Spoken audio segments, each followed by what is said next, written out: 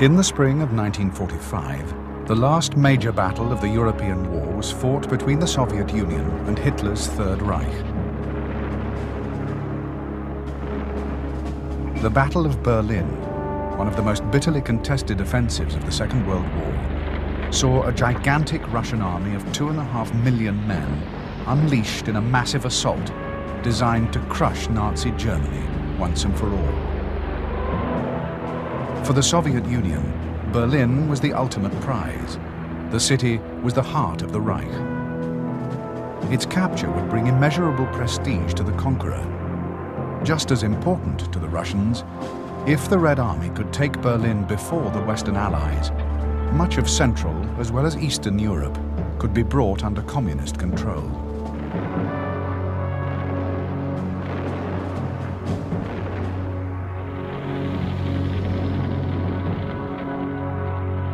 For Adolf Hitler and his most fanatical followers, the last hope of salvation was that the Red Army would be defeated at the gates of the capital.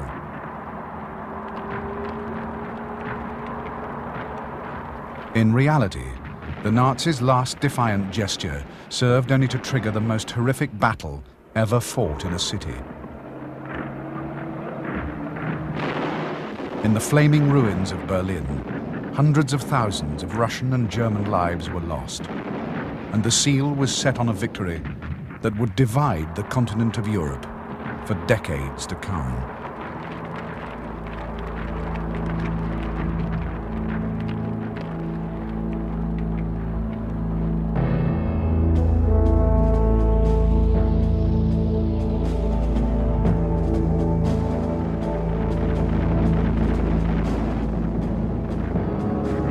The beginning of the end for Hitler's Reich had come at the Battle of Kursk in July 1943.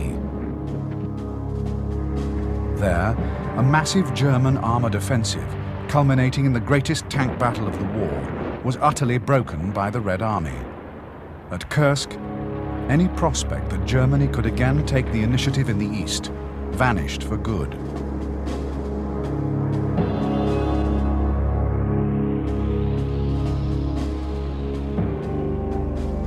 The Soviet offensives of early 1944 had, in the north, driven the Germans back to the borders of Estonia. To the south, the Red Army had struck in the Ukraine and had destroyed the entire southern wing of the German armies. The next stage was to finish clearing the enemy from the rest of Soviet territory. The main thrust of the Russian summer offensive, codenamed Bagration, was against the German Army Group Center. The first blows fell on June the 22nd, and within 2 weeks, 3 Russian fronts had ripped through German lines, destroying 28 divisions and retaking Minsk.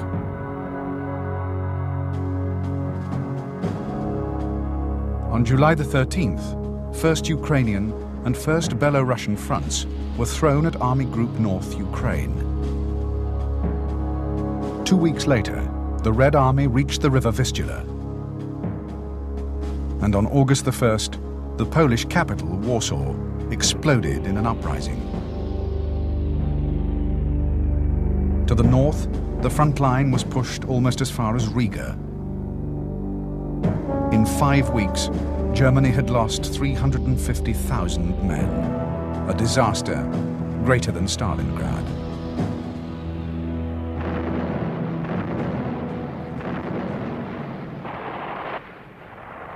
With the Allied landings in Normandy in June 1944, the situation most dreaded by the German High Command had become a reality. The Reich was doomed to a defensive war on 2 major fronts. Within 8 weeks, the Allies had broken out of their bridgeheads. The Wehrmacht bitterly contested every inch of ground, but the enemy dominated the skies. Another 8 weeks, and Paris had been liberated. In this second Battle of France, the German army had lost 750,000 men and vast quantities of equipment. On the Allied side, it seemed to many as if the end of the war could be in sight. By mid-September, American forward units had even set foot on German soil. In spite of the shattering blows it had suffered, the German Wehrmacht remained a force to be reckoned with. As the Allies had advanced, their lines of communication had lengthened, while those of the Germans had become shorter. As yet, the Allies had the use of only one major seaport and were at the limits of their fuel and ammunition. Along the front, German resistance began to stiffen.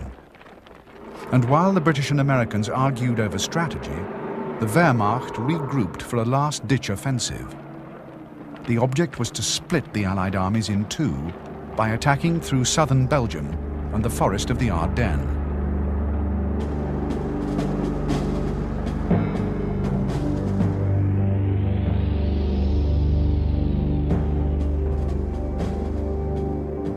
By late December 1944, the front line in the west followed the course of the Ruhr, Our and Saar rivers. In southern Belgium, there was a shallow salient, a bulge in the line, facing the Ardennes, a hilly and in places heavily wooded region. It was through this area that Hitler had launched his most deadly thrust into France in 1940.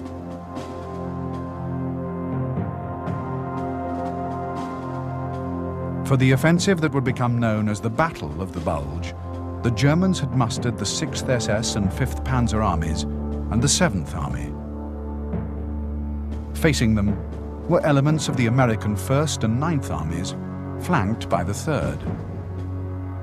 On the 16th of December, the Germans attacked.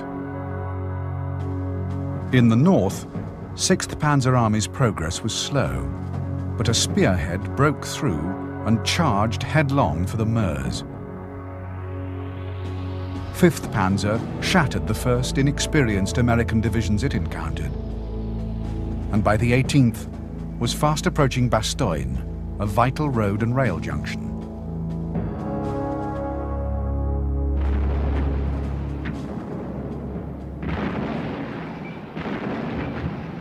Although poor weather had, as the Germans expected, grounded Allied air forces, the offensive was already behind schedule.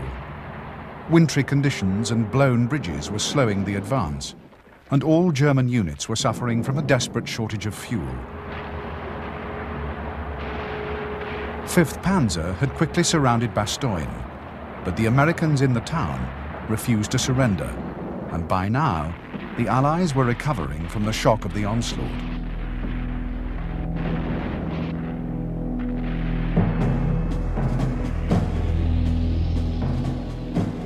By December the 24th, 1st and 9th Armies, backed by the British 30th Corps, had rallied and blocked any further German advance towards the Meuse.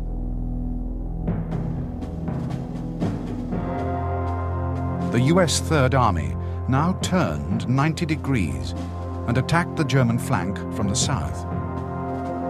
On December the 26th, Bastogne was relieved, and with the weather clearing, the Allies unleashed their overwhelming air power.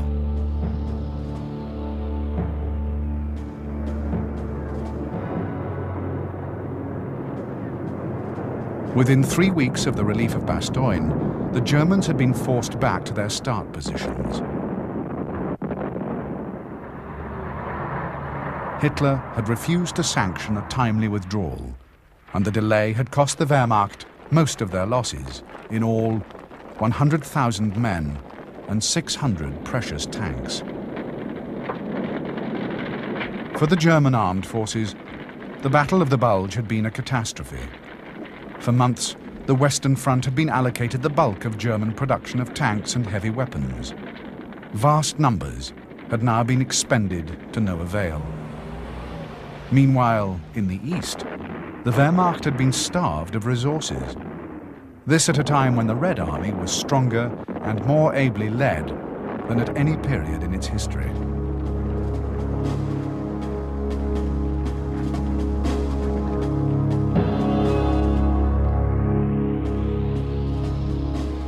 At the beginning of September 1944, 5 German army groups in the east had faced 11 fronts of the Red Army, along a line more than 1,200 miles long.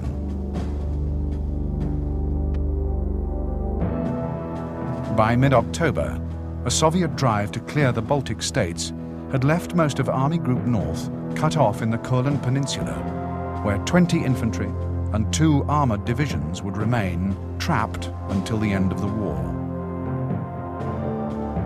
To the south, 2nd, 3rd and 4th Ukrainian fronts had pushed into Romania and Hungary, and by late December had captured Belgrade and encircled the Hungarian capital Budapest. There, another 188,000 Axis troops were cut off.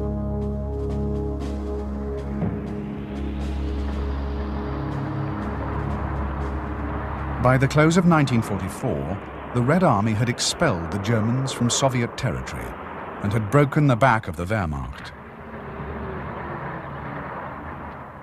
One by one, Germany's Axis allies had fallen by the wayside, and although fighting still raged around Budapest, all along the central and northern sectors of the front, Soviet forces had already begun a careful redeployment for the next major offensive. Planned for January 1945, this would be the final, all-out assault that would take the Red Army into the very heart of Hitler's Reich.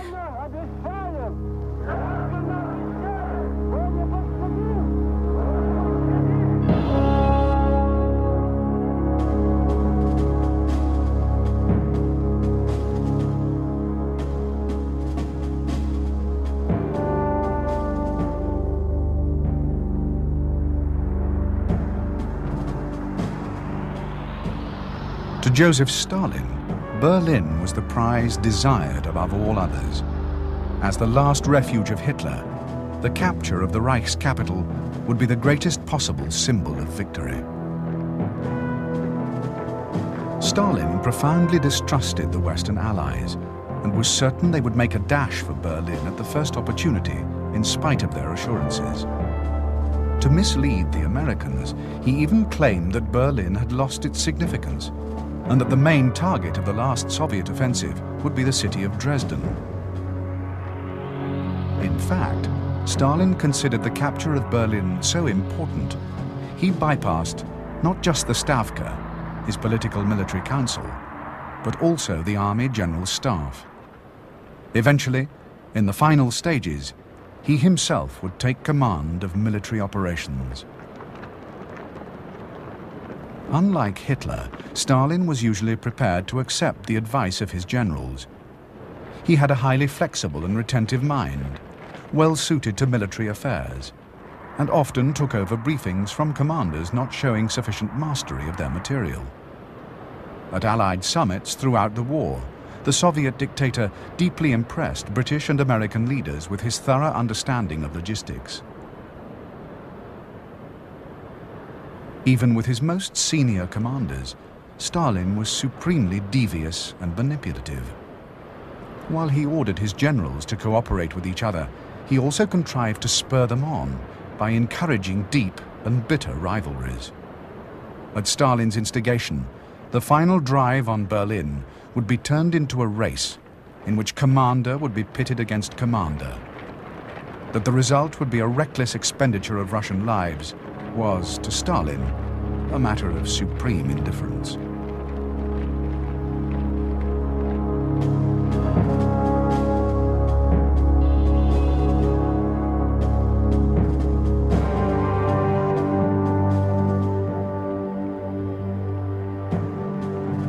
On July the 20th, 1944, a bomb had been planted in the conference room of Adolf Hitler's Wolf's Lair headquarters in East Prussia. The blast had killed 4 men, but by an amazing turn of luck, Hitler had escaped with minor injuries to his legs and arms. Within hours, the first of thousands of arrests had been made. Even before the attempt on his life, Hitler's relationship with his generals had been stormy, but now he became utterly paranoid. Dependent on cocktails of drugs prescribed by his personal physician, Hitler grew increasingly disturbed, unstable, and prone to violent fits of temper. The gulf between the Führer and his generals was now so great that all meaningful communication had virtually ceased.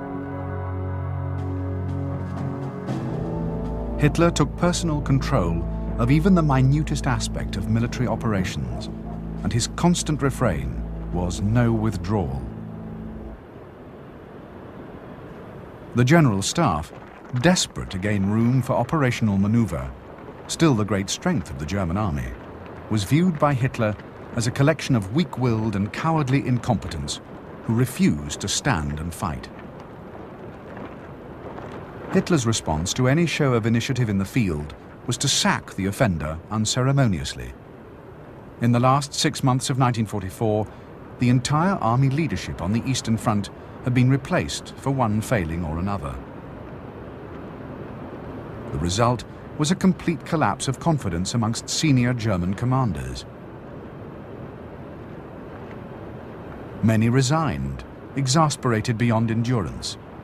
The rest could do little more than stand humiliated on the sidelines, while the German armed forces and Germany itself was led to the brink of catastrophe.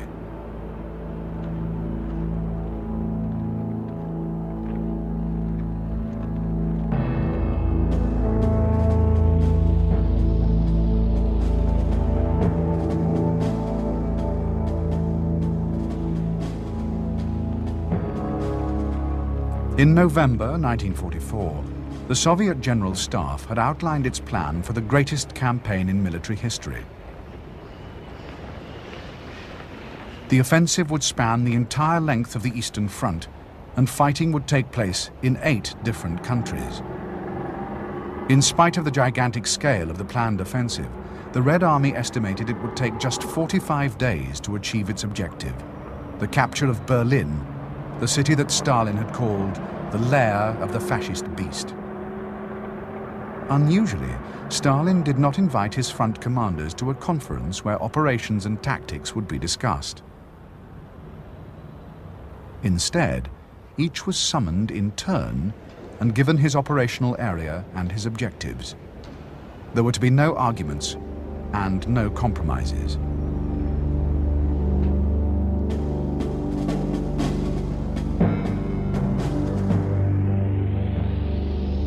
Of the 9 Soviet fronts which would take part in the Great Offensive, the 2 mightiest, first Belarusian and first Ukrainian, were chosen to spearhead the drive to Berlin. Standing opposite, blocking the path to the German capital, were Army Groups A and Center.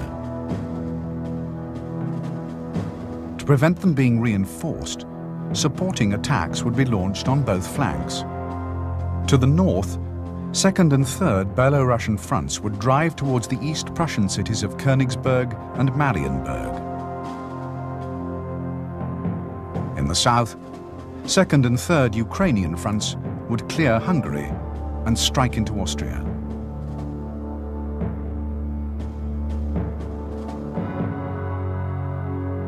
In the main thrust, 1st Belarusian would drive along a narrow front towards the Polish city of Poznan. At the same time, 1st Ukrainian would strike towards Breslau. Secondary waves of tank armies would then pour through the gaps in German lines and widen the breaches. When the Germans had been pushed to the line of the River Oder, Berlin would be at the mercy of the Red Army. 2 great flanking movements, and Hitler's capital would be doomed.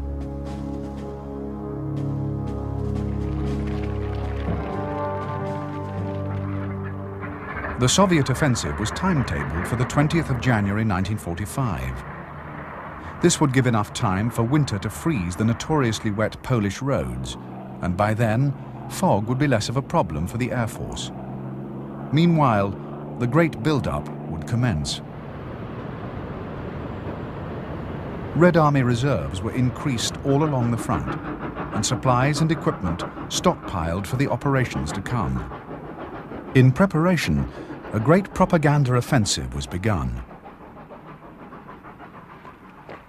The Red Army was to be primed for its sweep into Germany by instilling in its ranks the deepest hatred of the German Wehrmacht and people. The keynote was revenge. The sufferings of the Soviet Union at the hands of the Germans were to be repaid in full.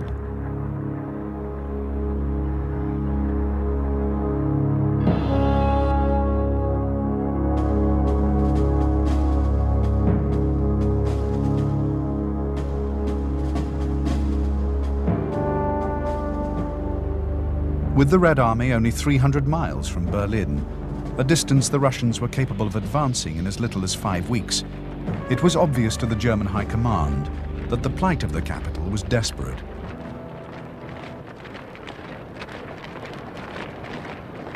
German intelligence calculated that the Soviet attack would begin around January the 12th, and that the enemy enjoyed an advantage of 11-to-1 in infantry, 7-to-1 in tanks, and 20-to-1 in guns. Hitler dismissed these estimates as rubbish. No reinforcements would be sent east from the Western Front, nor would German forces trapped in the Courland Peninsula be evacuated by sea to shore up the defences in the central sector. In Hitler's words, the Eastern Front must take care of itself. The result was an absolute dependence on fixed defensive lines, and for months, tens of thousands of civilians had been toiling to transform the Reich into one vast fortress.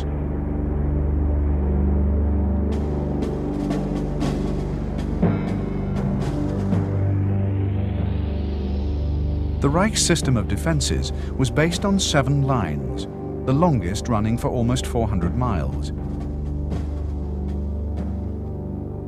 Each line bristled with anti-tank ditches, gun positions and village forts, and the defensive zone was almost 300 miles in depth. Scattered throughout were heavily fortified towns or festungs. Of these, the most formidable were Königsberg, Insterburg, Poznan, Stettin, Kustrin and Breslau.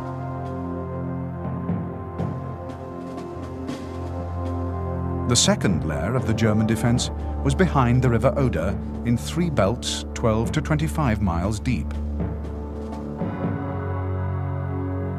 If the Soviet enemy should cross the river and break through to threaten the German capital, they were to be stopped and crushed at the gates of Berlin itself.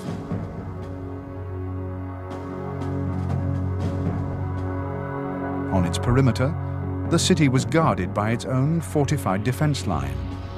Inside were yet more lines, dividing the capital into independent self-defending sectors, many criss-crossed by waterways. Berlin's massive concrete flak towers were also formidable. Their guns could be trained to fire down into the streets.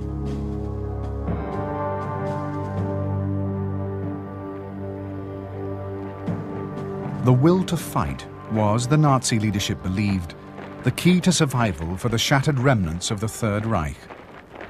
The population, military and civilian, must be made to believe that in defeat they would be given no quarter. For most, there was little difficulty imagining the fate that would befall them at the hands of vengeful Russians. But the West, too, had added fuel to the fire of German resolve. Almost ceaseless bombing of the Reich cities had already left many in ruins, and in the summer of 1944, an Allied plan had been discussed which seemed to promise no mercy for the German people. Germany was to be divided permanently. Huge swathes of territory were to be given to the Soviet Union, Poland, France, and Denmark. All her surviving heavy industry was to be dismantled, and Germany was to be returned to a medieval state of small farmers and a subsistence economy. The plan was supported by Roosevelt, but strongly opposed by Churchill, and was soon dropped. However, for Goebbels, the Nazi propaganda minister, it was priceless material. To the citizens of the Reich, and especially to the inhabitants of its capital, who had suffered so much from Allied bombing, it was yet more proof that the only hope was determined resistance to the very end.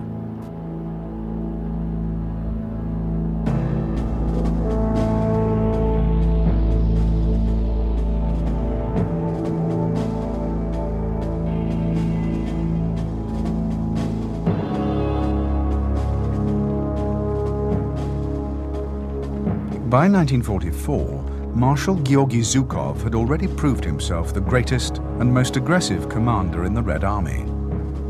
Zhukov was Stalin's favorite general and a popular military hero. He was brilliant, ruthless, and had never once been defeated in battle. Zhukov had successfully defended Leningrad, and at the Battle of Stalingrad had encircled and captured the entire German Sixth Army. Zhukov had also played an important part in the great Soviet victory at the Battle of Kursk.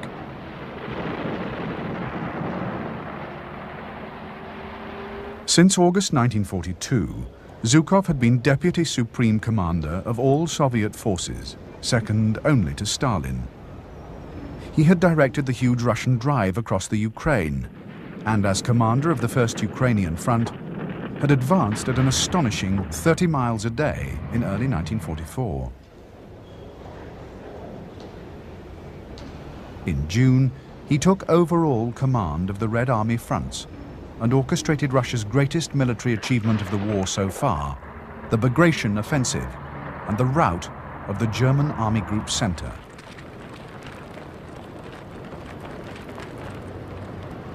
Zhukov's very success now threatened to make him an object of suspicion to Stalin, a situation usually attended with fatal consequences. However, as the finest commander in the history of the Red Army, even the Soviet dictator could not afford to move against him, and in November 1944, Stalin let it be understood that Zhukov's forces should be the ones to attack and capture the Nazi capital. Only on the eve of the attack would Zhukov learn that with Stalin, nothing was certain.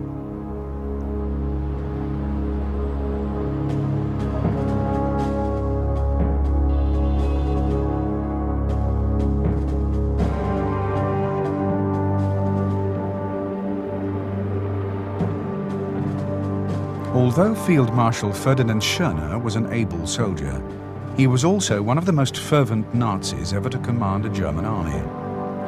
Schörner would follow Hitler's most unrealistic orders to the letter, often with disastrous results. Schörner had been made chief of the National Socialist Leadership Corps in early 1944, and in June was in command of Army Group North during the Soviet summer offensive. With his army, Schörner was trapped on the Courland Peninsula, helpless for 6 months, until in January 1945, he was evacuated to command Army Group Center.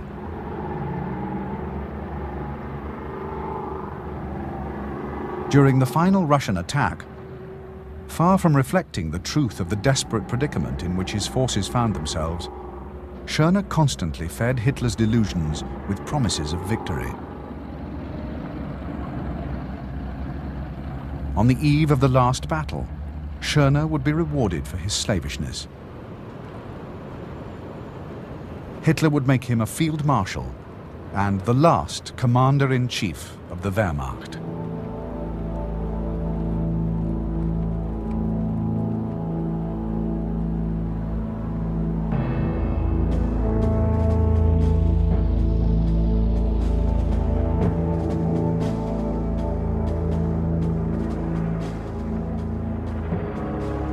During 1944, the Red Army had launched no fewer than 10 major offensives, and as the year had gone on, its performance in the field had improved beyond all recognition.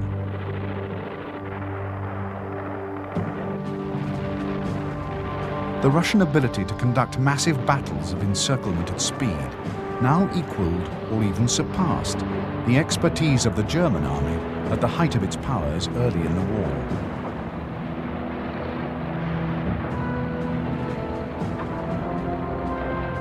The Red Air Force had also evolved into a supremely proficient service, excelling particularly in tactical operations. Its effectiveness had been radically improved by decentralizing its command structure, so that Soviet air power could respond quickly and flexibly to requests for support from the ground forces.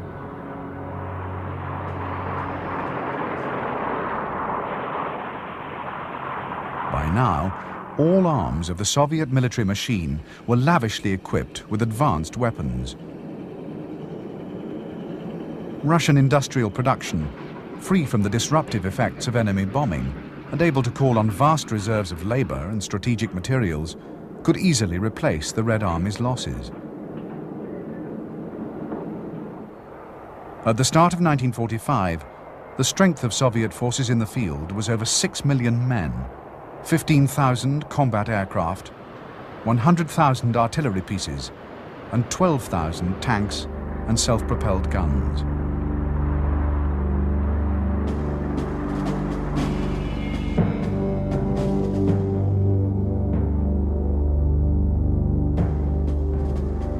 In 1943, the T-34, once the finest tank on the battlefield, began to lose its edge against greatly improved German tank designs. In particular, the T-34's 76mm gun was no longer effective against the heavy armor of the latest Panzers. The answer was to upgun the T-34 to an 85mm weapon.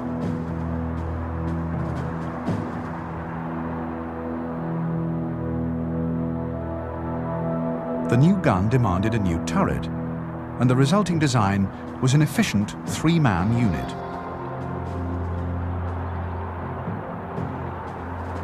Crew capacity went up from 4 to 5, meaning that the tank commander could concentrate on tactics and leave the gunnery to a specialist. Additional improvements included a new 5-speed gearbox and increased armor thickness to 110mm on the front and 90mm on the turret.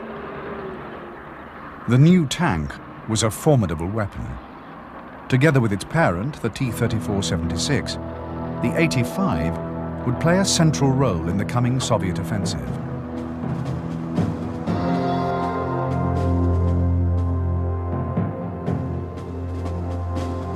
Introduced in February 1944, the Stalin II had been designed to counter the formidable German Panthers and Tigers.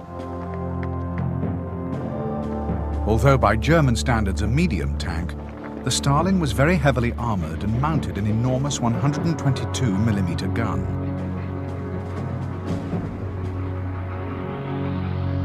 In its ability to penetrate armor at medium ranges, the Stalin's gun was in fact little better than the German 75 or 88, and the tank could carry far less ammunition, only 28 rounds.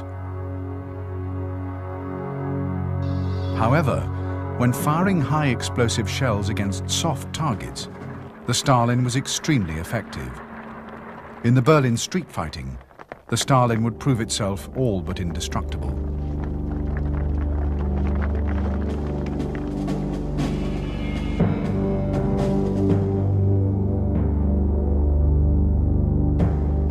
The Ilyushin II Stormovik ground attack aircraft was first introduced in mid-1941 and would go on in single and two-seat versions to become the most numerous aircraft in the Red Air Force and in the history of aviation.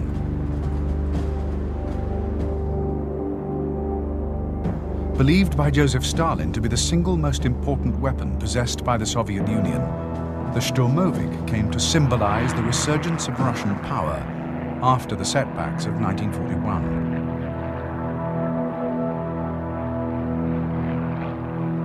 The Stormovik's capabilities in the ground attack role were due above all to its heavy armor protection. It had a continuous backbone of 7mm armor plate that protected the cockpit, radiators, engine and fuel tanks. The Stormovik could survive anti-aircraft barrages lethal to any other warplane.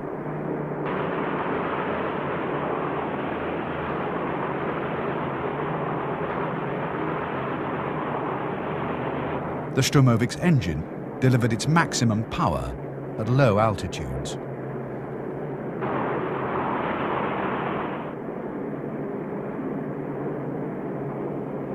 Armed with rockets, bombs, cannon and machine guns, the Sturmovik would play a leading part in the destruction of German armour and lines of communication throughout the final offensive.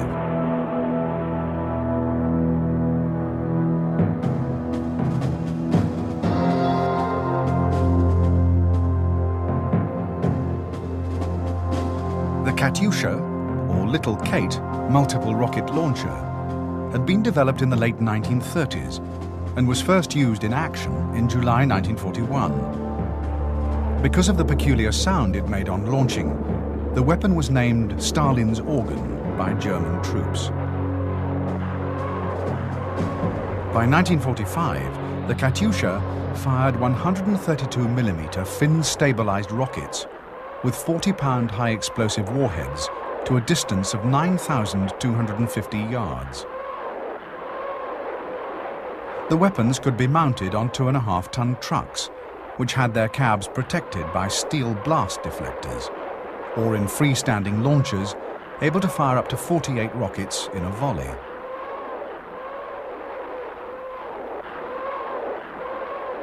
To the German infantrymen, the Katyusha was the most feared weapon in the Soviet arsenal, and although the rockets were none too accurate, a Katyusha barrage could lay waste a vast area of the battlefield, destroying everything in its path.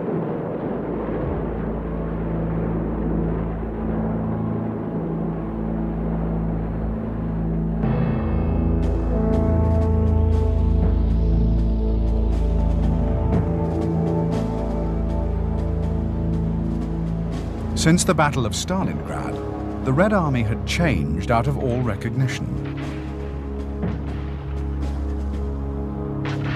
Stalin had moved to curb the power of the detested political commissars, and a new generation of competent and dedicated officers and NCOs had risen on their merits to displace party loyalists.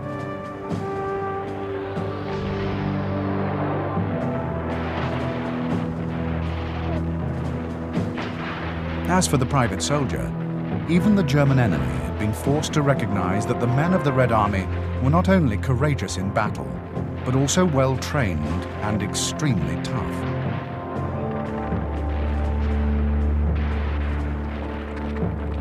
Many infantrymen had walked the 1,000 miles from Stalingrad to the Vistula, while home leave was practically unheard of.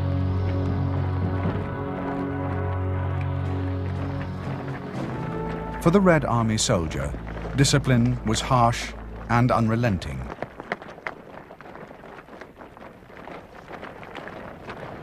Stalin had said that it took a brave man to be a coward in the Red Army, and tens of thousands had been shot for desertion at Stalingrad alone. It was equally perilous to be incompetent or just plain unlucky, and rank offered no protection. During the course of the war, 238 generals and admirals would be shot or would die in penal battalions for failing to deliver the expected results. For commanders living with such a threat, the lives of ordinary soldiers were of little account, and there was an indifference to casualties that shocked even the Wehrmacht. The Red Army's offensive tactics reflected the value it placed on the lives of infantrymen. Major attacks were often launched not with elite guards armies, but by shock armies of infantry who would be thrown at the defences in vast numbers to create gaps which the elite units would then exploit. Often the shock armies were themselves spearheaded by penal battalions, units made up of men who had committed military or civil crimes. Their missions were usually suicidal and could involve clearing minefields by marching across them in formation at gunpoint.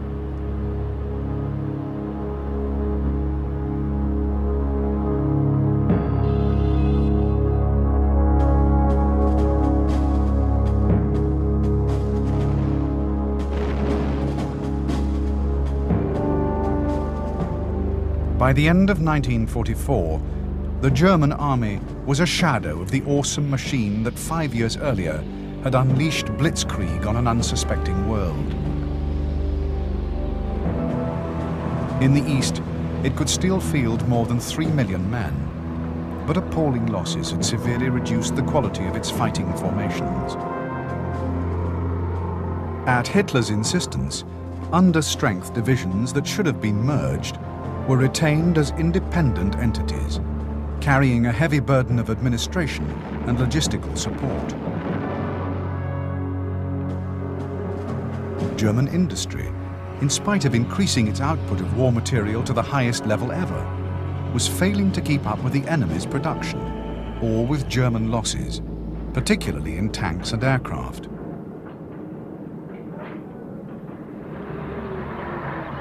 A panzer division now had a theoretical strength of only 120 tanks, little more than a third of its 1939 complement. In reality, many had less than 60, and the German army was increasingly relying on cheaper, less effective, self-propelled guns.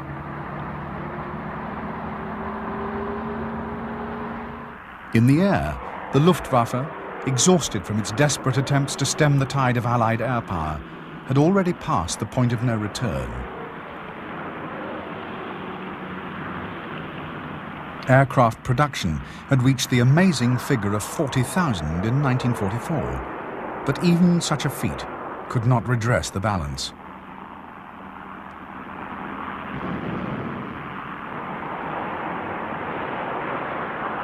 The Luftwaffe could still field fewer combat aircraft than it could in 1940.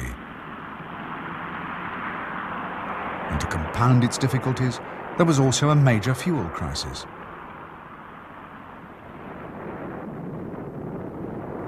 Allied bombers had systematically hammered the German oil industry, and in the coming months, fuel would become the constant preoccupation of every German commander of air or ground forces.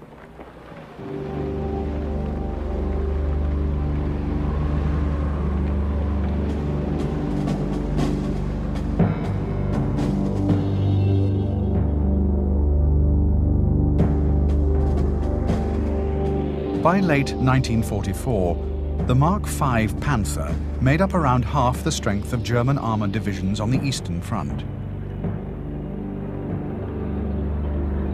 The best medium tank deployed by any army in World War II, the Panther G incorporated many modifications suggested by tank crews in the field. In particular, the Panther's side armour had been increased in thickness, and the reliability of the tank's drivetrain had been greatly improved. Like earlier models, the Panther G was armed with a supremely well-designed, long-barreled 75mm gun, capable of penetrating 120mm of sloped armour at over 1,000 yards. The Panther could carry a massive ammunition load of 81 rounds.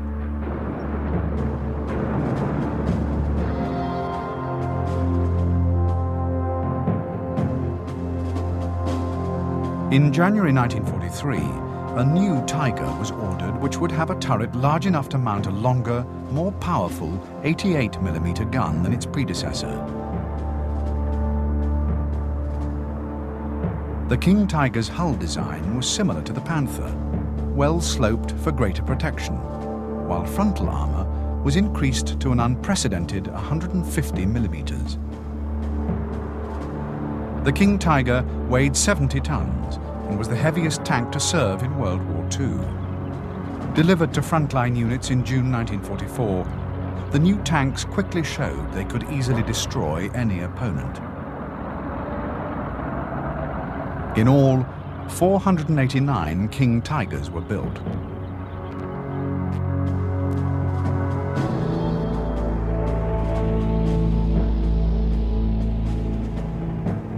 The Nebelwerfer, or smoke thrower, as it was called for security reasons, had been developed by German scientists long before the war. Although rocket detachments were in service with the German army from 1934, the weapons did not see action until the invasion of the Soviet Union. There, the Nebelwerfer quickly showed itself to be an effective area bombardment weapon with a powerful demoralizing effect on enemy troops.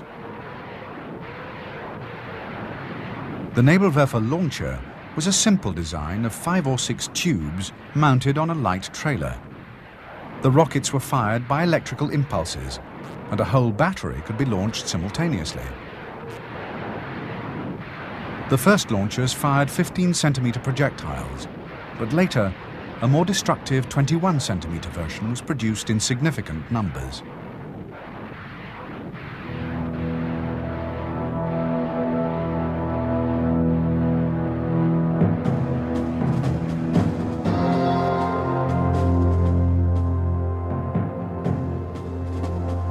The Goliath was an expendable remote-controlled demolition weapon designed to attack bunkers, buildings, or even tanks with a high explosive charge.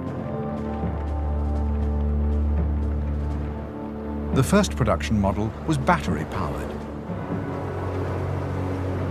Later versions were powered by a motorcycle engine and carried a heavier charge over a greater distance.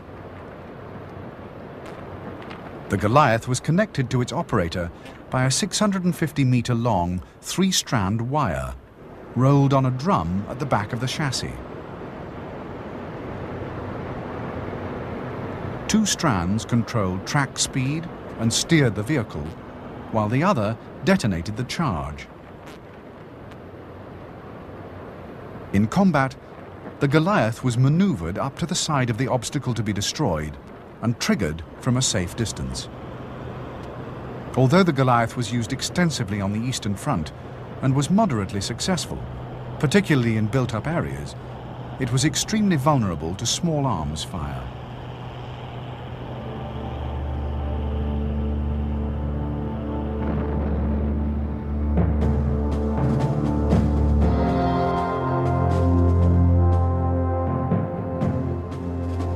The Panzerfaust was a single-shot, throwaway anti-tank weapon. First produced in the summer of 1943, the device was a 120mm hollow charge stick bomb fitted into a tube which contained the propellant.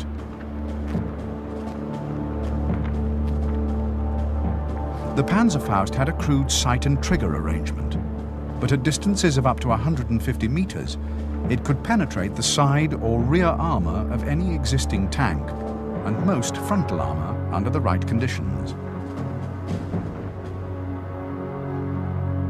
Because of its cheapness, ease of use and light weight, anyone could be trained to use the Panzerfaust.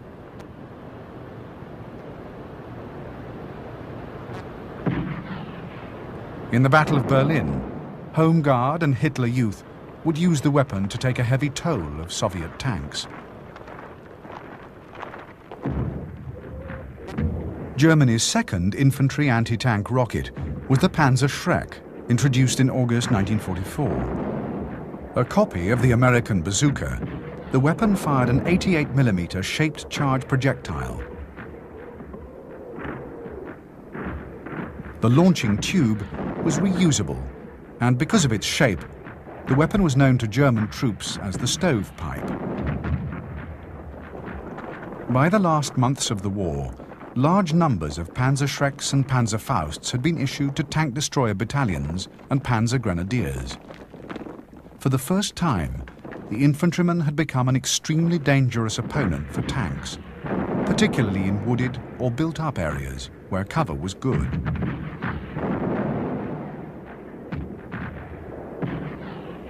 Because both weapons produced quantities of flame and smoke, the position of the user was betrayed at once, and it was vital to change location immediately after firing.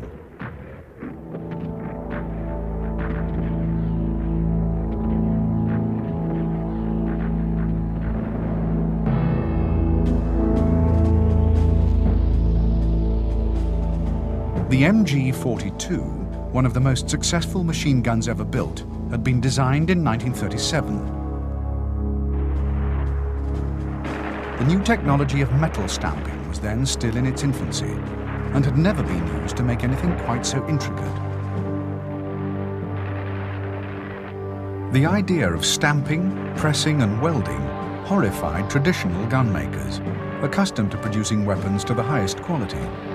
But the finished machine gun successfully passed its last field trials in the autumn of 1941. Although crudely manufactured, the MG42 was extremely sturdy, had a very simple barrel-changing system and an exceptionally high rate of fire.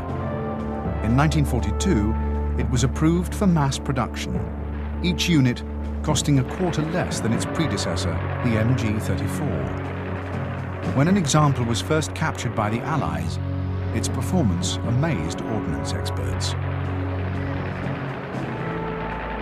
The MG42 was a popular weapon with the troops of the Wehrmacht, but it did have some weaknesses. Its high rate of fire made it wasteful of ammunition, and it had a tendency to become unstable after prolonged bursts on automatic.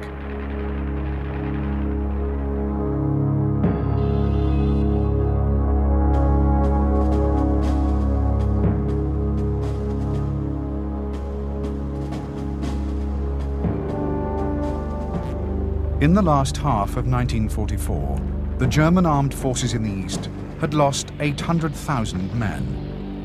In the West, another 780,000 had been lost or were isolated. A vast reservoir of trained and combat-hardened soldiers had simply disappeared. Amongst the German population of military age, high-quality recruits were by now all but impossible to find. And with the Reich threatened from every side, there was little time for proper training. The army tried to make sure that raw recruits were led by experienced NCOs, but the policy was impossible to implement everywhere. The problem was compounded by Hitler's insistence on constantly raising new divisions.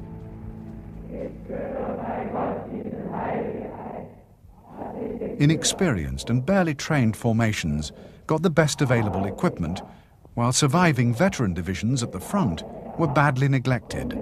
Their losses in men and weapons rarely made good.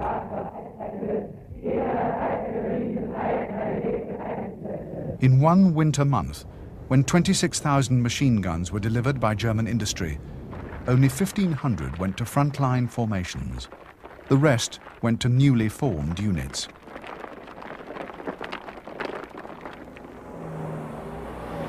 Only the top divisions of the party army, the Waffen-SS, were favored with anything like adequate replacements of men or equipment.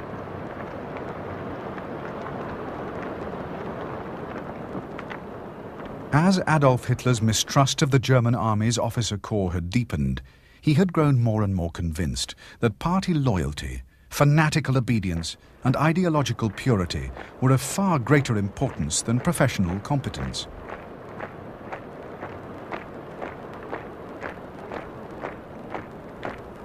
After the bomb plot of July 1944, Hitler had made SS chief Heinrich Himmler commander of the replacement army.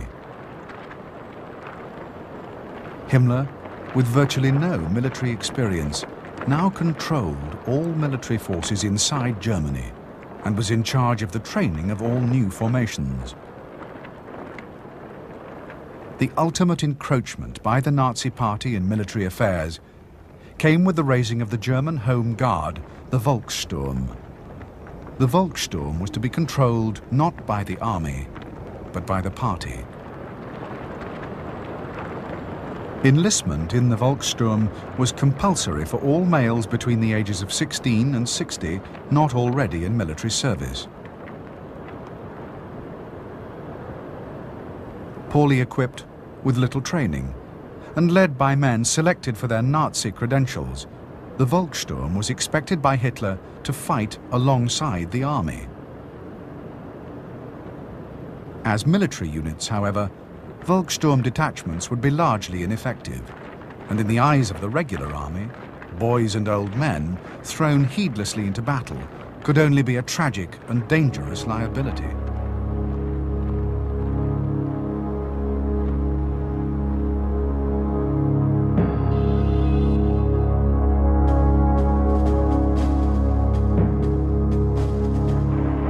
As 1944 turned to 1945, the German army in the West was still embroiled in Hitler's doomed adventure in the Ardennes. The Führer continued to dismiss all warnings of an imminent Soviet offensive and was even planning another major attack on the Allies.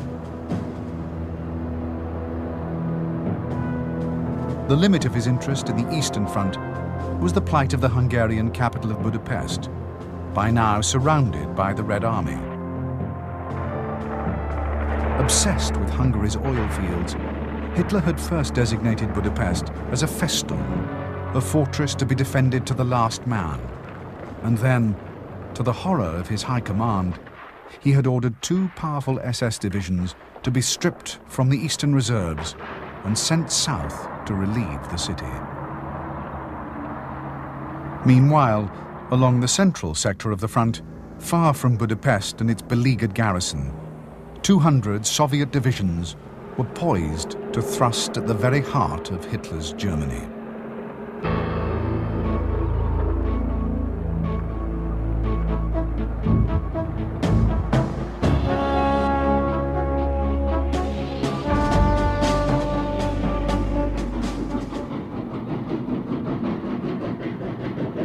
In preparing for its great assault on the German heartland, the Red Army faced formidable obstacles.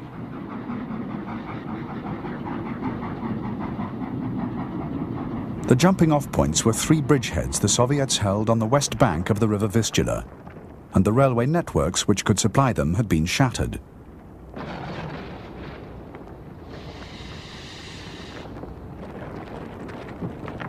Enormous effort had to be expended repairing the lines, and in particular the bridge at Sandomierz, from whence the first Soviet blow would be struck.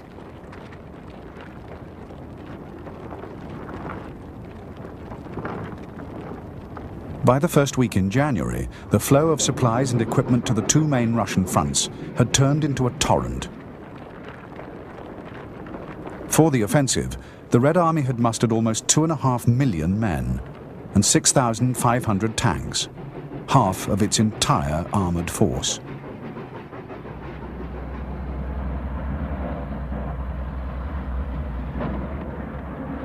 The massive Soviet build-up was still far from complete when, from London, the British Prime Minister Winston Churchill wrote to Stalin. Churchill begged that the Soviet Union launch an attack as soon as possible to ease German pressure on the Allies in the West. Stalin had scheduled the start of the offensive for the 20th, but he agreed to change the timetable. The attack would begin on January the 12th.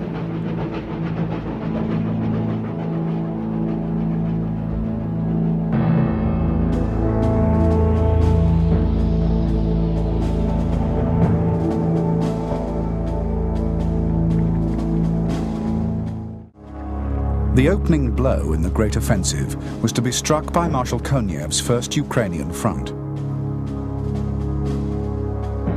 Konev had massed 500 guns for every mile of his front line, and the success of his attack would depend totally on their effectiveness.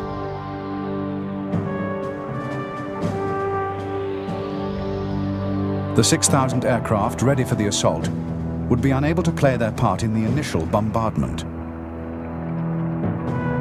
The decision to bring forward the date of the attack had virtually guaranteed they would be grounded by bad weather.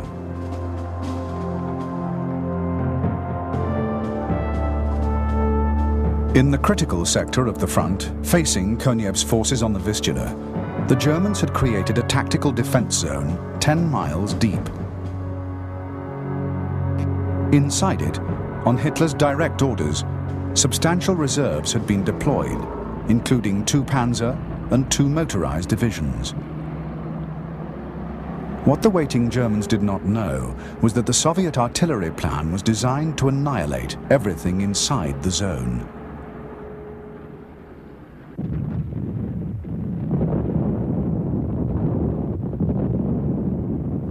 At 5 a.m. on the morning of January the 12th, 1945, Konev loosed his opening barrage. reconnaissance units were pushed forward, hard in the wake of the falling shells. After a brief pause, the guns opened up once more, and this time, the barrage lasted 1 hour and 47 minutes. Its effect on the defenders was shattering.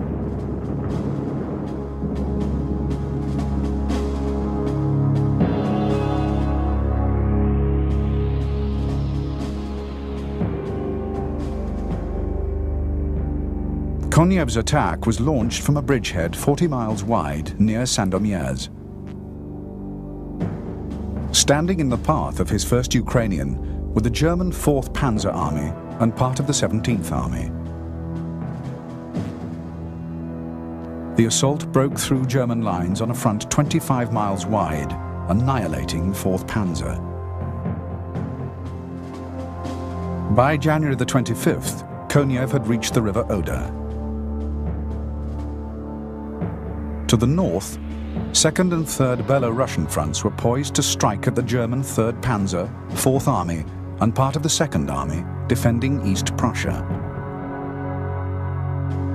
The Soviets attacked on January the 13th, but faced with difficult, marshy terrain, they advanced only slowly, not reaching the Baltic until January the 26th.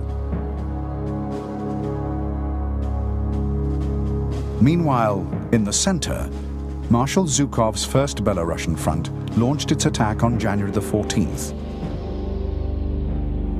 Zhukov smashed through the German defenses with such force that within 3 days he had taken Warsaw. By the 26th, the fortress city of Poznan was cut off, and the German front had virtually disintegrated.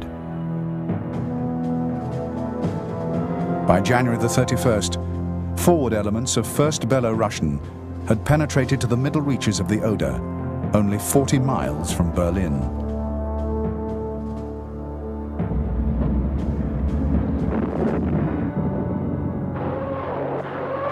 Four days after the Russian onslaught had begun, Adolf Hitler had moved his headquarters to Berlin, where a bunker had been built beneath the Reichschancellery. From there, he issued a stream of detailed instructions to his field commanders, and failing utterly to comprehend the magnitude of the blow that had fallen on his armies, his intervention served only to make a disastrous situation catastrophic. One of his first acts had been to order the Krak-Grossdeutschland Panzer Corps to move 150 miles south from East Prussia, to an area that had already been taken by the Soviets. The Corps was forced to retreat long before it reached its destination.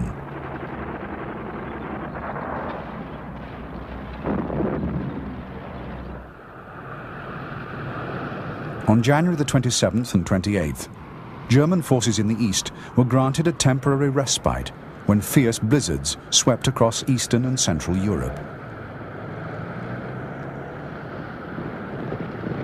In appalling conditions, the Soviet offensive wavered, and when there was a sudden thaw on the 31st, the Luftwaffe found itself, for the first time since the offensive had begun, with the edge over the enemy.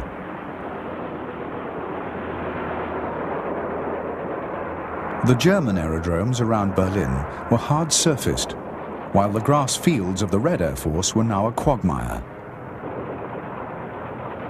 In 2 days, the Luftwaffe flew 5,000 sorties, smashing supply columns and making movement almost impossible.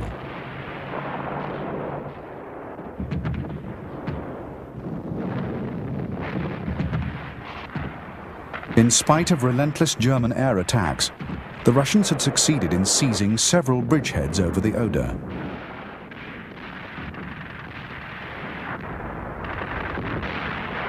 Marshal Zhukov quickly ordered his forces to replenish their supplies and, in a swift assault, take the German capital on February the 15th. The plan was hopelessly ambitious.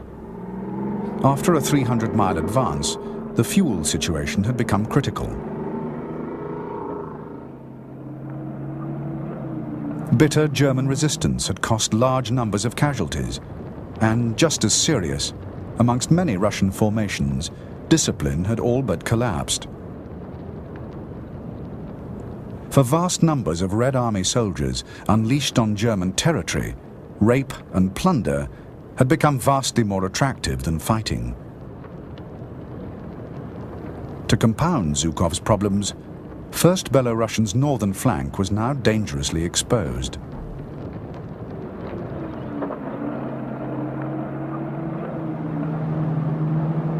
The threat to Zhukov's flank was soon dramatically underlined. After a series of increasingly dangerous probing attacks, the German 3rd Panzer Army slammed into Zhukov's line.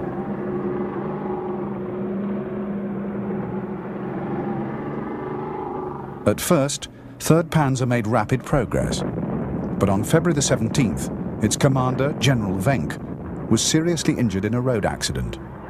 Without its leader, the German attack lost all momentum and finally petered out.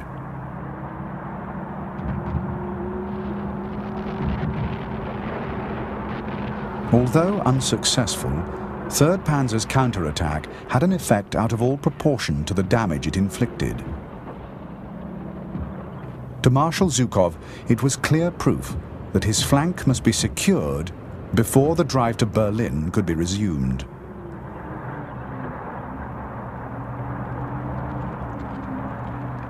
By now, German resistance all along the Oder line had stiffened immeasurably. The western defences had been virtually stripped to put every possible man and weapon between the Russians and the capital.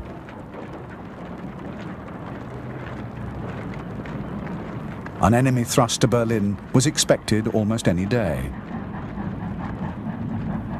What the Germans did not anticipate was that Zhukov would strike to the north.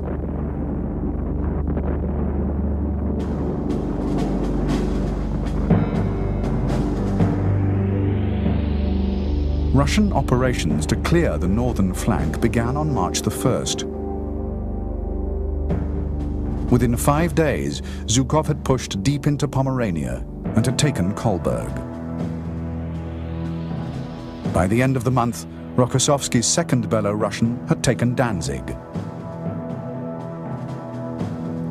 To the east, 3rd Belorussian destroyed the last German pocket in East Prussia, although the fortress city of Königsberg would remain in German hands for some time. On the southern flank, Marshal Konev's 1st Ukrainian Front had launched its offensive on February the 8th and had quickly reached the river Neisse. Breslau was left encircled, and Konev's line had been pushed to lie abreast of Zhukov's, posing a dangerous threat to Berlin from the south.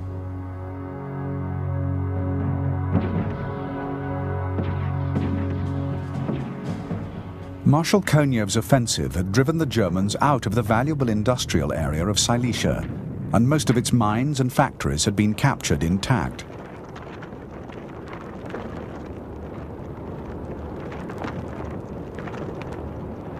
Adolf Hitler was now determined that nothing else of value should fall into Russian hands. In the Ukraine and Poland, everything of use to the enemy had been destroyed in the wake of the retreating Germans, leaving behind a trail of devastation. The policy was now to be carried out in the fatherland itself. Hitler insisted that because the best of the German people would have fallen in battle, the only ones left would be those who were inferior, and their needs were irrelevant. Not a bridge, factory, railway, or food store was to be left intact.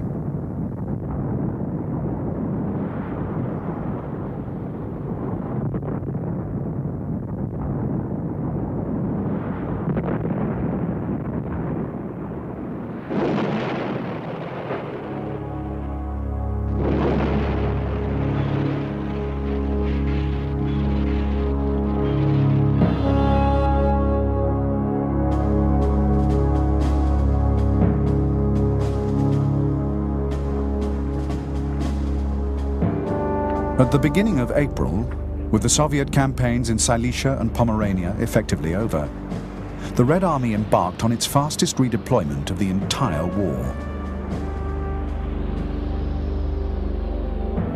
Every available man, gun, tank and shell was rushed to the Oder-Neisse front for the offensive that would take the Red Army into the heart of Hitler's capital.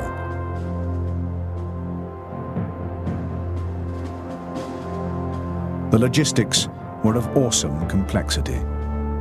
On Zhukov's front, the last German stronghold threatening the Soviet bridgehead at Kustrin had been overrun, and 40 engineer battalions had been toiling night and day to build 25 bridges over the Oder, 2 bridges for every mile and a half of front.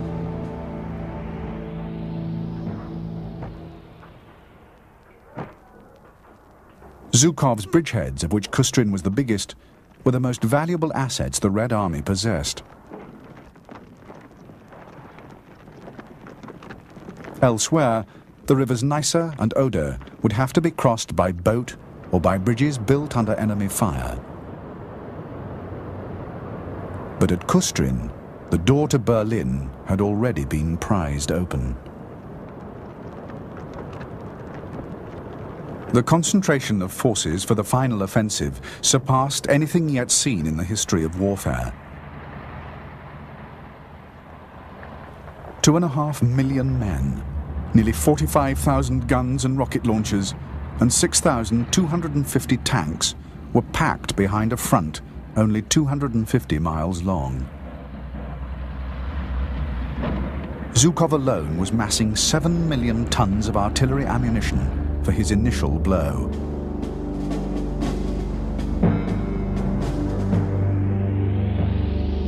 First Belo-Russian was to launch its drive on a broad front, but striking hardest from its 2 bridgeheads north and south of Frankfurt. Under the direct operational control of Marshal Zhukov, First Belo-Russian had 77 divisions in 11 armies, 6 field armies, a guards army, 2 shock armies, and 2 guards tank armies. Zhukov could also call on the 16th and 18th Air Armies for coordinated air-ground operations. Zhukov's attack would be launched on April the 16th. On Zhukov's right flank, 2nd Belo-Russian Front was to attack west and north, securing the main Berlin operation. Commanded by General Konstantin Rokossovsky, 2nd Belo-Russian had 3 field armies, a shock army, and a guards tank army. They would be supported by the 4th Air Army. Rokossovsky would attack on April the 18th. The 1st Ukrainian Front was to destroy enemy forces south of Berlin. 1st Ukrainian was commanded by Marshal Ivan Konev, Zhukov's greatest rival. Konev had 3 field armies, 2 guards armies, and 2 tank armies for his initial thrust, with 2 more field armies from 3rd Belo-Russian as reinforcements. However, these would not be in place in time for the start of operations on April the 16th. For support, Konev could call on the 2nd Air Army.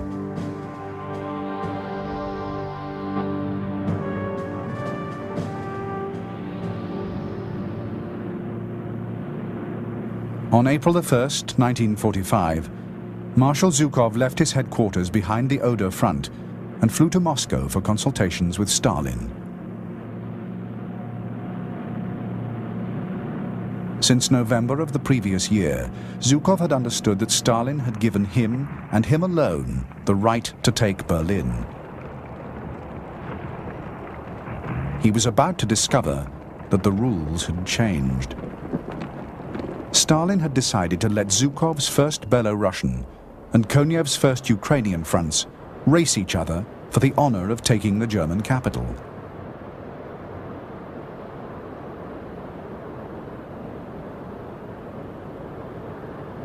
After his meeting with Stalin, Zhukov and his 1st Belo-Russian commanders pored over a scale model of the approaches to the city. Zhukov's generals were quickly left in no doubt that anyone who endangered his chances of being first to Berlin would face the direst consequences.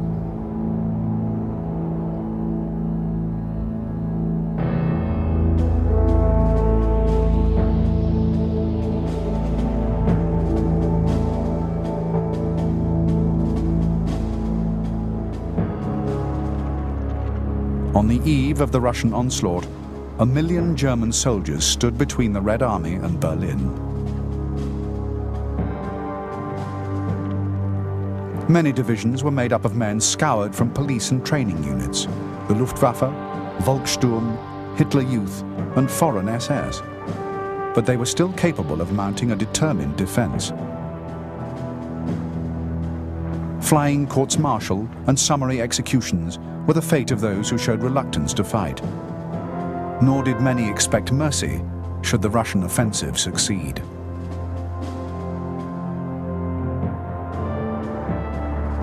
The greatest problem facing the defenders was a desperate shortage of tanks.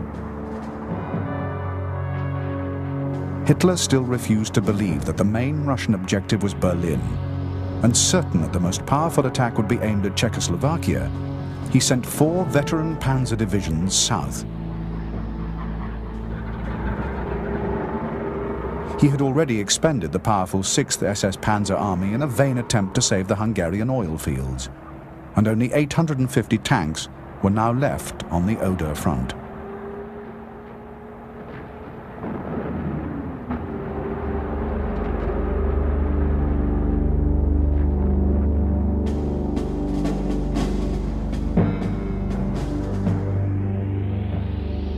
The full force of the Russian offensive against the German capital would be borne by Army Group Vistula, commanded by Colonel General Gotthard Heinrici, one of the few German experts in defensive warfare.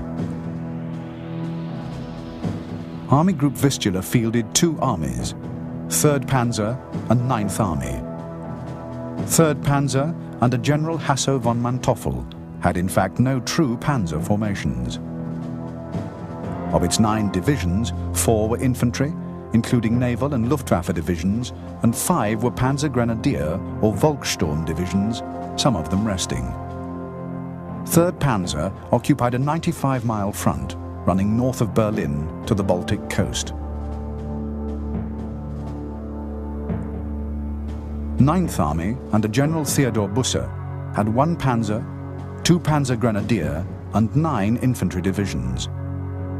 9th Army defended an 80-mile line on the Oder from Berlin down to the junction with the Neisse.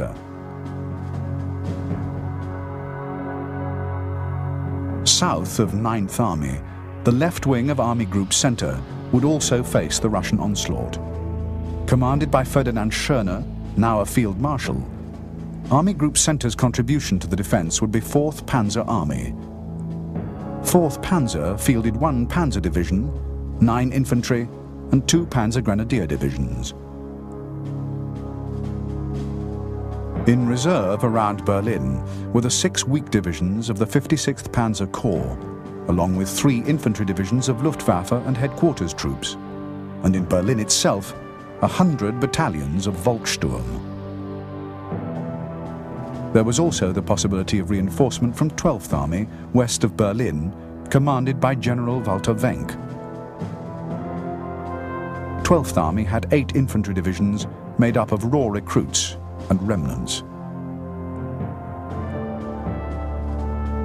Northwest of Berlin was the formation optimistically named 11th Army, commanded by SS General Felix Steiner. 11th Army had only a police division, a marine division, and later a division of Panzer Grenadiers.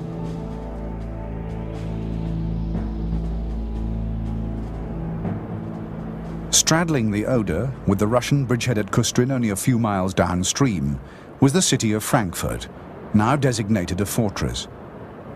On April the 12th, Goebbels, the Nazi propaganda minister, visited General Busse, the commander of 9th Army. Goebbels spoke to Busse's staff, assuring them that fate was on the German side and promising a miracle that would, at a stroke, revive the Reich's fortunes.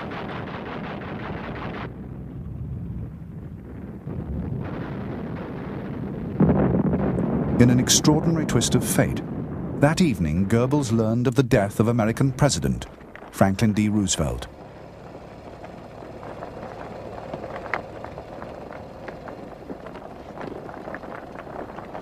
The news of Roosevelt's passing threw Hitler into a fever of excitement. Not even word that Vienna had fallen to the Soviets could dampen his spirits. The war, Hitler now declared, would be won at the gates of the German capital. There, the Red Army would be drawn into battle and then, encircled from outside, destroyed in an historic German victory.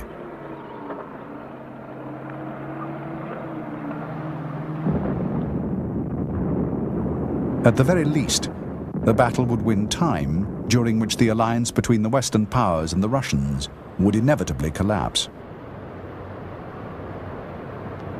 On April the 14th, the day after Hitler's ecstatic pronouncement, Russian artillery on the Oder front began to pound German positions around the bridgeheads.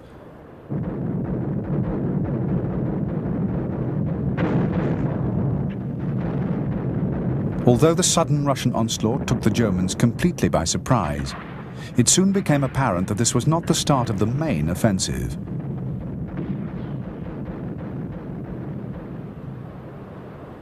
It was a reconnaissance in force, mounted by battalion-sized units of infantry and tanks, the prelude to most Soviet offensives.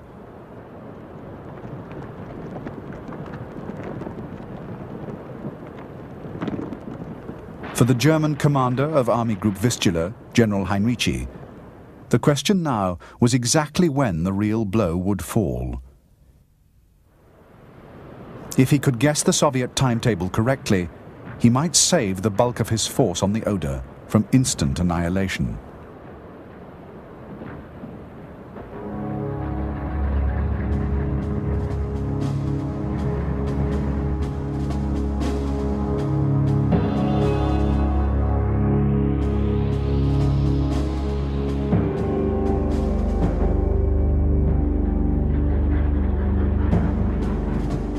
On April the 15th, there was a lull in the fighting around the Oder bridgeheads.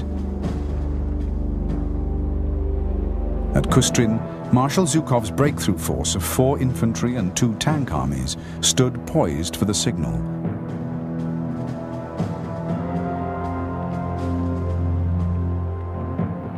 Behind the front, thousands of aircraft waited, some with targets already identified, others ready to respond to calls from the ground forces.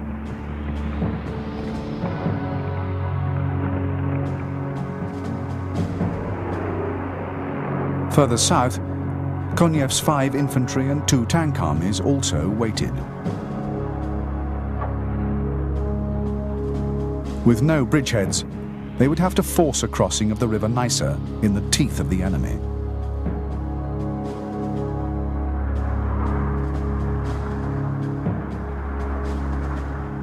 The first to strike, in the early hours of April the 16th, would be Marshal Zhukov's first Belo-Russian front.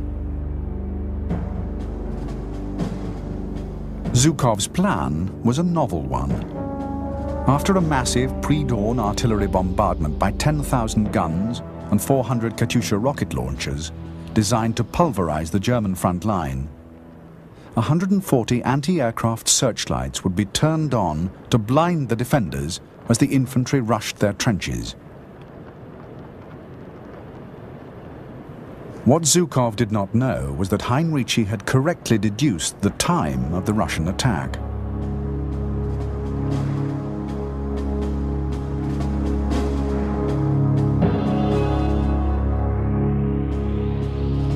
Opposite Zhukov's bridgehead, the first line of German defenses ran parallel to the Russians, along the flat valley floor of the Oder. 5 miles behind was a sandy ridge, 200 feet high, called the Zielau Heights. The ground between the heights and the Oder Valley was intersected by canals, a small river, and numerous streams and drainage ditches.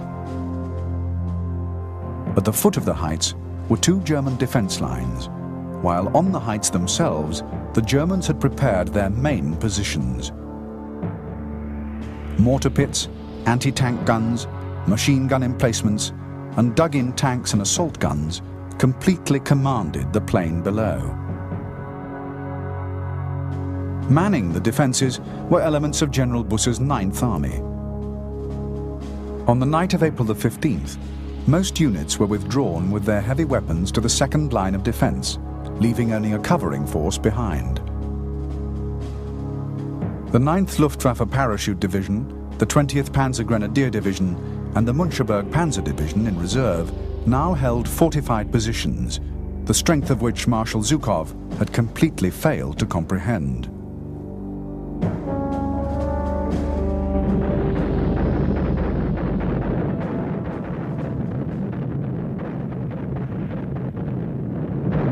The awesome barrage that heralded the start of Zhukov's offensive began at 3 a.m. on the morning of April the 16th.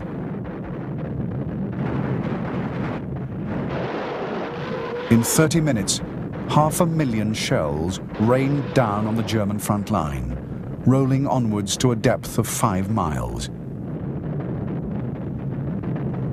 The effect was stupefying, a concentration of destructive power never before seen in the history of warfare.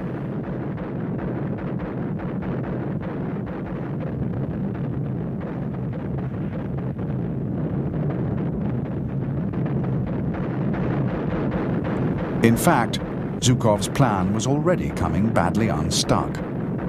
The searchlights, reflected back by clouds of dust and smoke, were blinding the attackers, who were stumbling about amongst the ditches. Even more disturbing, the enemy's frontline trenches were all but deserted. Suddenly, heavy German fire rained down from the Zielau heights.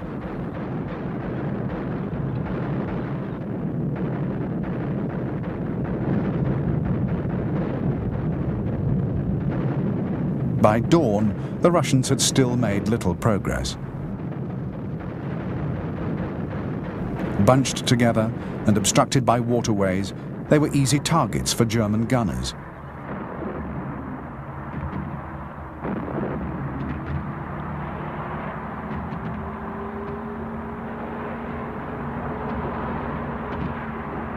The day was well advanced before the Russians reached solid ground below the heights, and there, under a hail of shells, the offensive ground to a halt. The effect of the unexpected setback on Marshal Zhukov was to send him into a towering rage. Even now, he could see the prize that was rightfully his, snatched away by Marshal Konev.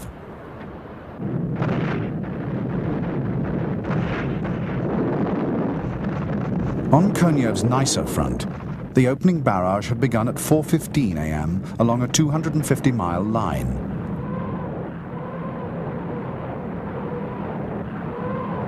At the same time, massed bombers of the Second Air Army pulverized German rear areas and communications.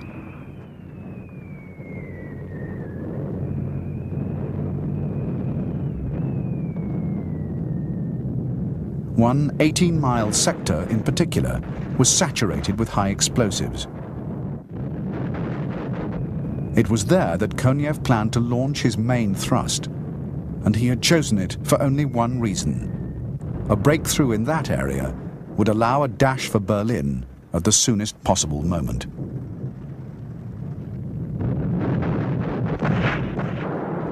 Under cover of smoke, the first of Konev's battalions began crossing at 5:55 a.m.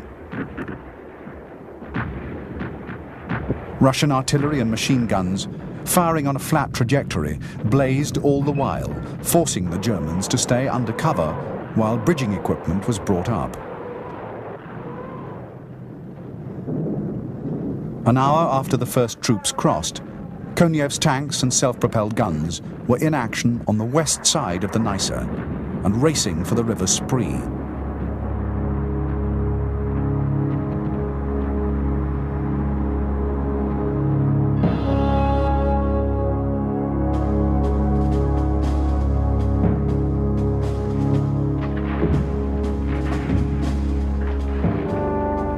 10 a.m. on the morning of Zhukov's attack at Zilau, Soviet bombers had smashed most of the German heavy guns on top of the ridge.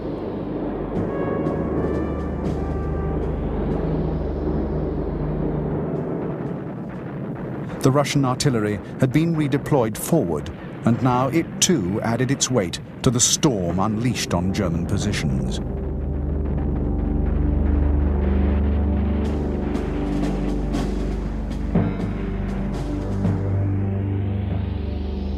By now, elements of Zhukov's 1st Guards Army had overrun the German trenches at the foot of the Zilau Heights. However, the last line was proving impossible to storm. Zhukov decided to send in his 2 tank armies. The terrain was totally unsuitable, and within hours, 1,300 tanks and self-propelled guns were locked in one vast traffic jam under the fire of German artillery. It would take 3 days, and in all, 30,000 Russian dead, before Zhukov would finally take the heights and begin his frantic dash for the German capital.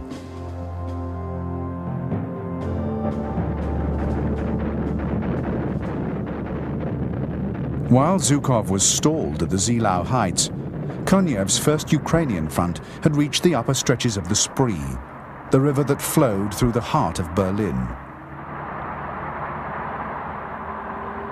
Finding it fordable, lead tanks dashed across. The German line was quickly shattered, and on reporting to Stalin, Konev was told exactly what he wanted to hear. He could turn his 2 tank armies towards Berlin.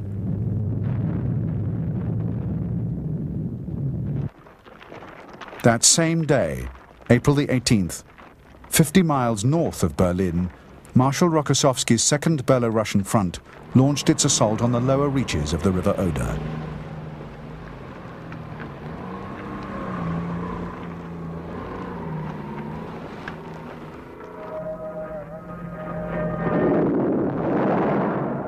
Second Belarusian would be met by more than 30 German counterattacks. It would take 2 days for Rokossovsky's forces to break out of their bridgeheads, and casualties would be heavy. However, the offensive was fulfilling its main function. It was keeping the German 3rd Panzer Army away from the defense of Berlin.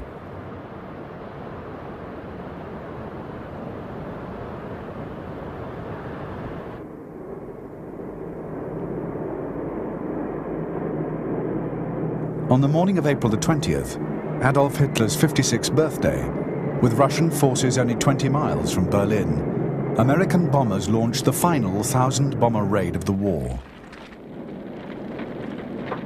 The effect, on a city already reduced to rubble, was to sever the last of its water and gas supplies.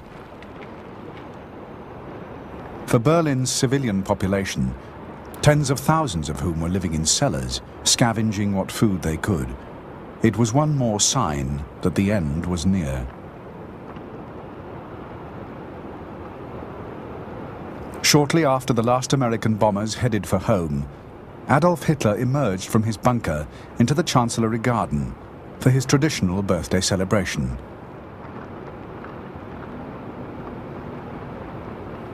Instead of the customary parade of 40,000 soldiers, the Führer, his eyes glassy and his hands trembling, was greeted by a handful of Hitler Youth and SS.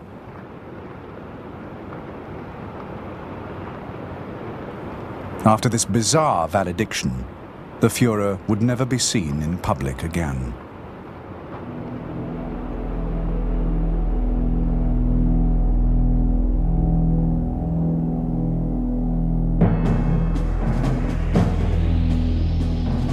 By April the 21st, Marshal Zhukov's 2nd Guards Tank Army had reached the northeastern suburbs of Berlin. Meanwhile, tanks of the 47th Army raced to outflank the city from the north, while along the center, 6 armies pressed forward. The German 9th Army was now hopelessly cut off from the rest of Army Group Vistula. To the south of the city, Konev's tank armies, dashing for Zossen and Potsdam, had driven straight through 4th Panzer. 4th Panzer's left wing was now being pushed into a pocket with the 9th. The bulk of the German forces supposed to defend Berlin were left surrounded and helpless.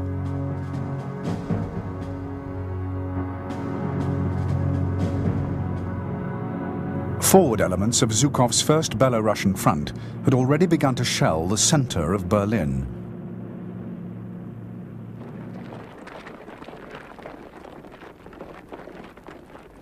For Russian artillerymen, it was an unmistakable sign that victory was near. The message was not lost on senior Nazi officials. They fled the city in droves, taking with them as many valuables as they could. 2 million ordinary citizens had no such hope. For men, even the very young and the very old, the penalty for trying to leave was death.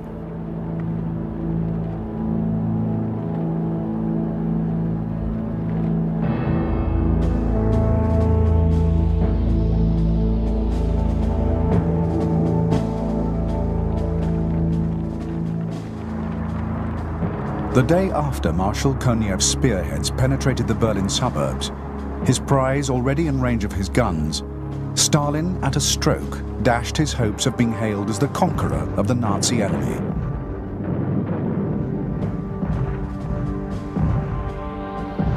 Zhukov was to take the Reichstag, the outstanding symbol of German might.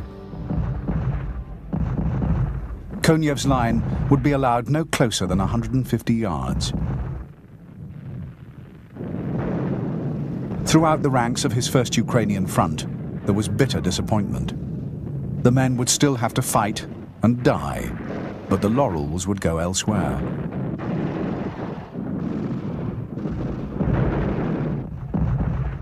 On April the 24th, units of 1st Belarusian and 1st Ukrainian fronts met southwest of Berlin. The capital was surrounded. The same day, American and Russian troops met on the River Elbe. Germany had been cut in two.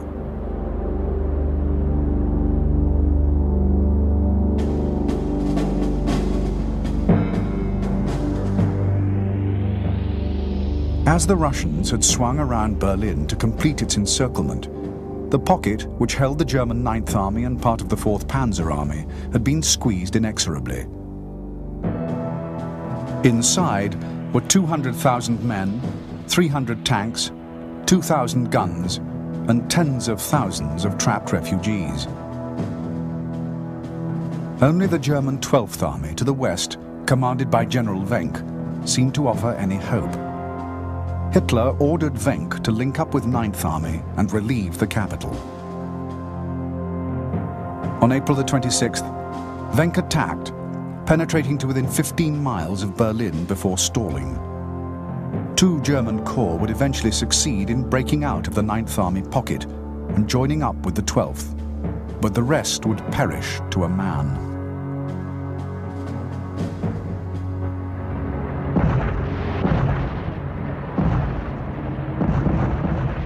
By April the 25th, Zhukov and Konev had regrouped their forward units in Berlin for siege warfare.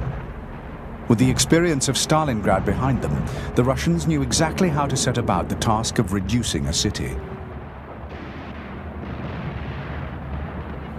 Assault groups were formed from a company of infantry, supported by 6 or more anti-tank guns, a troop of tanks or assault guns, 2 engineer platoons, and a flamethrower platoon. To tighten the noose around the city, the assault groups went into action around the clock, blasting their way from building to building, clearing each room by room. There was no pause in the fighting while the Russian commanders prepared for the last act in the battle for Berlin. Between them, they were ringing the inner city with almost 500,000 men, 12,700 guns, 21,000 rocket launchers, and 1,500 tanks.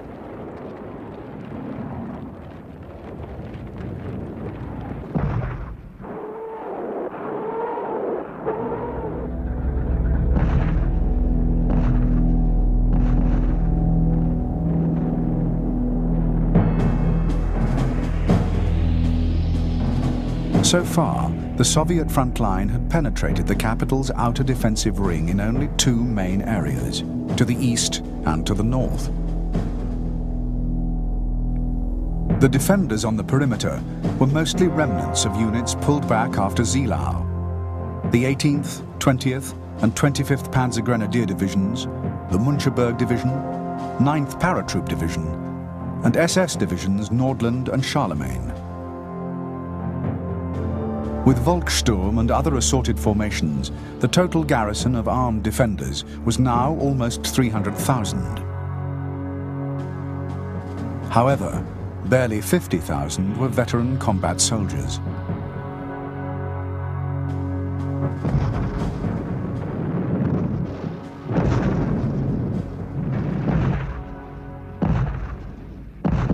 The ferocious barrage unleashed on the German defensive perimeter, although it killed thousands of defenders and civilians, served only to make the central districts even more formidable obstacles than they had been before.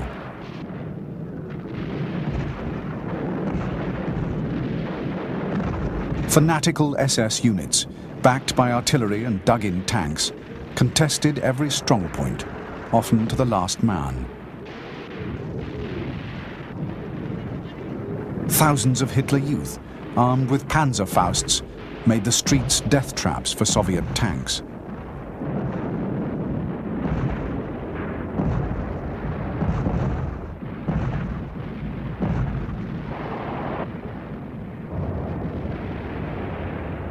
Around the Tempelhof aerodrome, on the south side of the city, fighting was particularly ferocious.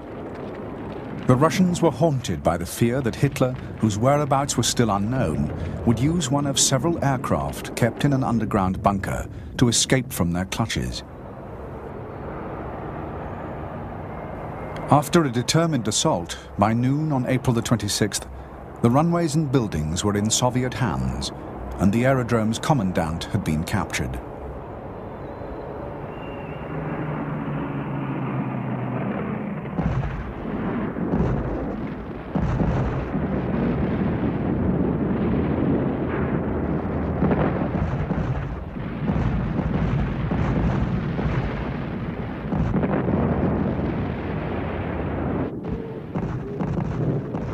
As the Red Army pressed ever closer to the heart of Berlin, seemingly careless of the cost, desperate German defenders resorted to creating obstacles by destroying everything in the path of the Russians.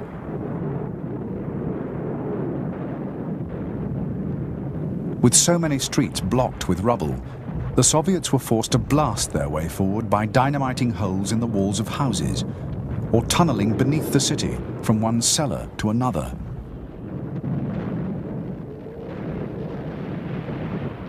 Only then could they pass from street to street.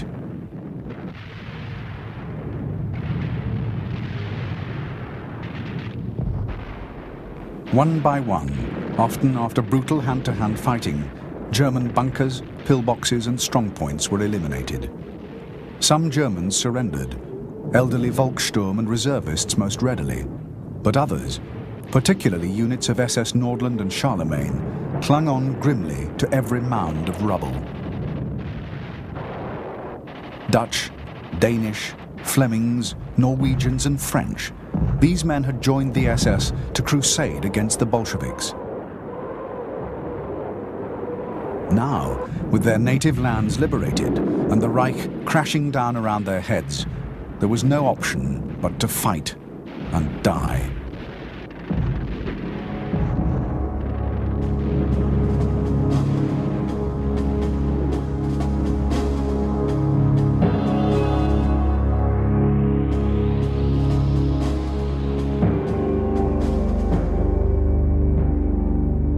By April the 27th, the Germans had been pressed into a corridor running from east to west, 10 miles long and 3 miles wide. By the following day, the pocket had shrunk even further. The government sector around the Reichstag and the Reichschancellery, with its bunker beneath, was now the full extent of Adolf Hitler's dominion.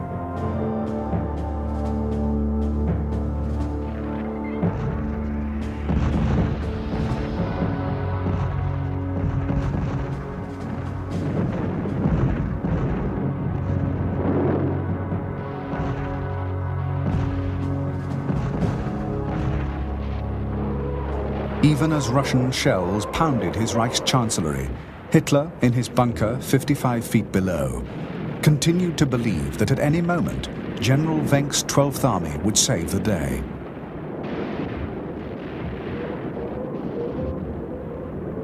Although hundreds, possibly thousands of people were dying every hour, there was no thought of surrender.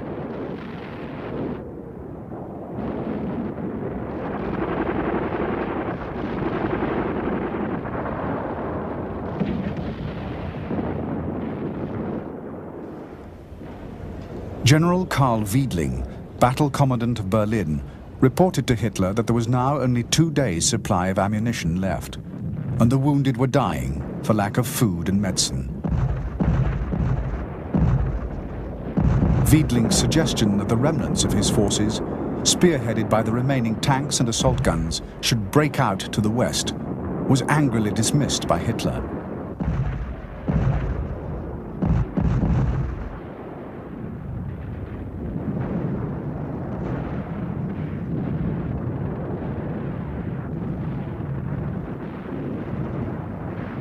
By the night of the 29th, the fighting was less than a quarter of a mile from Adolf Hitler's bunker.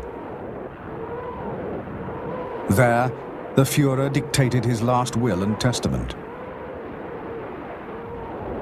Field Marshal Schörner, struggling far to the south with the remnants of his Army Group Center, was made the last commander-in-chief of the German army.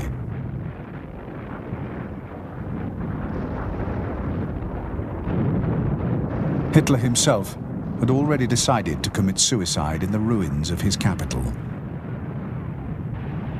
He was determined that the Russians should never take him alive.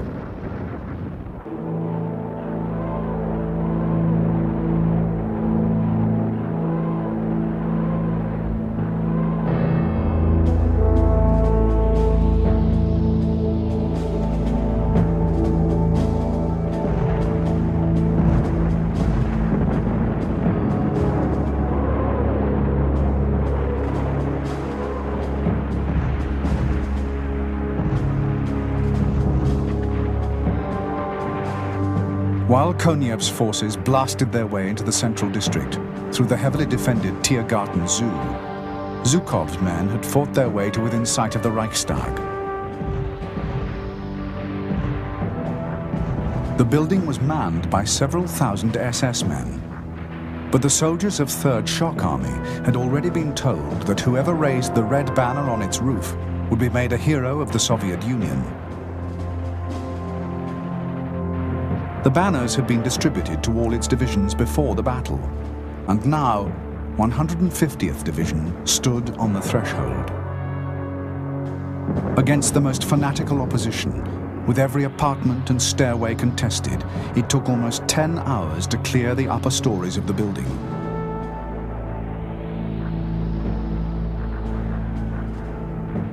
But at 22:50 hours, on April the 30th, 1945, men of the 1st Battalion of the 756th Rifle Regiment planted the red flag on the roof of the Reichstag.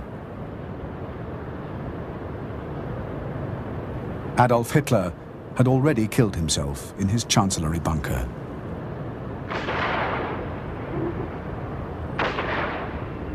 The death of Hitler was not the end of the Battle of Berlin.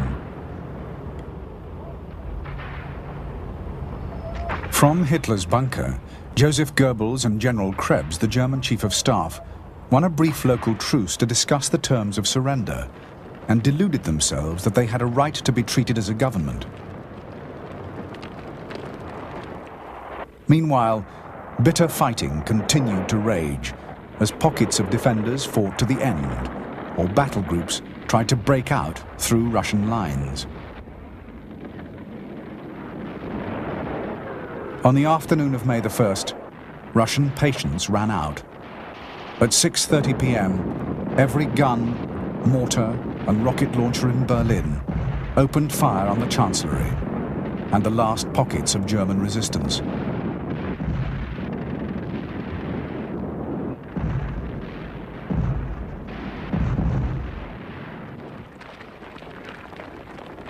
The following morning, at 6 a.m., General Wiedling, commander of the Berlin defenders, surrendered to the Russians. He was allowed to dictate a signal to be sent to all German forces in the city, ordering them to lay down their arms. At 3 p.m. on May the 2nd, the Russian guns fell silent.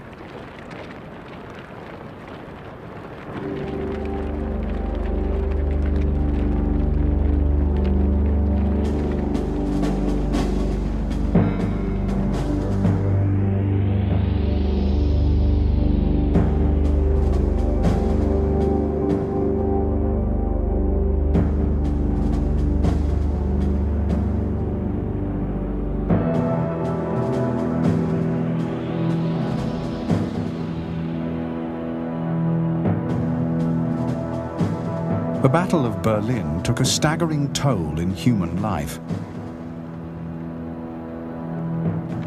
Hitler's refusal to surrender before the final cataclysm cost the Red Army 305,000 casualties, the worst losses it had suffered in any battle of the war.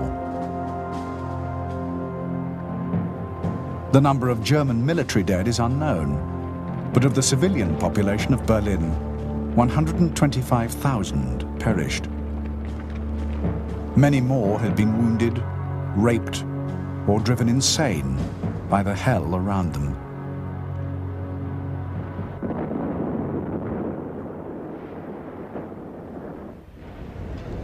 On May the 8th, 1945, Germany formally surrendered to the Allies.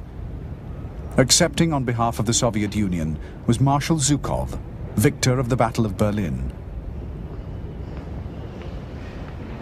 With his conquest of the German capital, Zhukov was delivering to Stalin not just a final and historic victory over Nazi Germany, but the key to a future Soviet empire in Central and Eastern Europe. The war was over. Hitler was dead, and the Third Reich had been utterly destroyed. However, in the Battle of Berlin, the seeds of a new conflict had already been sown. A conflict between East and West that would divide Europe and the world for 2 generations.